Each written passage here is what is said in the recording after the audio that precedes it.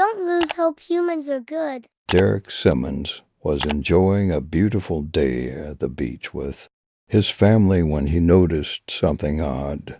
A group of people near the pier were pointing at something in the water.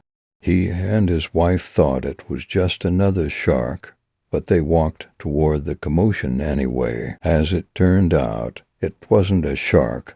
It was something much more dangerous. 9 people were caught in a riptide. That group included a family of 6 with 2 small boys and a grandmother, as well as 3 would-be rescuers who got pulled in while trying to help. They were trying to swim to safety, but the current was too strong, and they were being pulled away. The lifeguards had already finished work, so it was up to Derek. He had to think fast. The 9 were getting tired and would soon be lost at sea and possibly drowned. He gathered as many people as he could on the beach and got them to hold hands in a line. Soon he had a human chain of more than 80 people.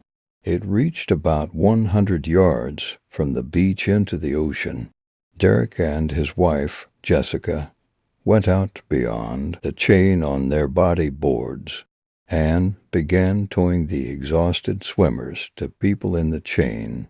The 67-year-old grandmother had a heart attack in the water and appeared to have died by the time they got to her, but the human chain pulled her back to shore too. After about an hour, all 9 were passed back along the chain to safety.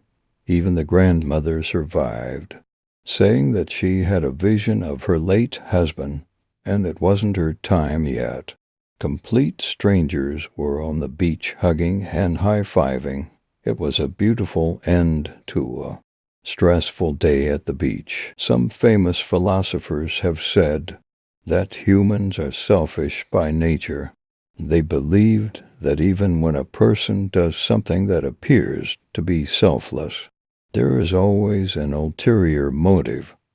But according to recent psychology experiments, when making snap decisions, people's first instincts are to be cooperative and helpful, not selfish. Only when we have time to think and to deliberate do we become selfish.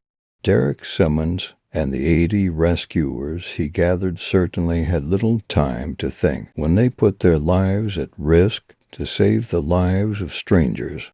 Derek later said it was a wave of humanity that brings some things back into focus. That maybe we haven't lost all hope in this world. Short story, The Lump of the Gold. Paul was a very rich man, but he never spent any of his money. He was scared that someone would steal it. He pretended to be poor and wore dirty old clothes. People laughed at him, but he didn't care. He only cared about his money. One day, he bought a big lump of gold. He hid it in a hole by a tree every night. He went to the hole to look at his treasure. He sat and he looked. "No one will ever find my gold," he said. But one night, a thief saw Paul looking at his gold, and when Paul went home, the thief picked up the lump of gold, slipped it into his bag, and ran away. The next day, Paul went to look at his gold, but it wasn't there. It had disappeared. Paul cried and cried. He cried so loud that a wise old man heard him. He came to help. Paul told him the sad tale of the stolen lump of gold. "Don't worry," he said. "Get a big stone and put it in the hole by the tree." "What?" said Paul.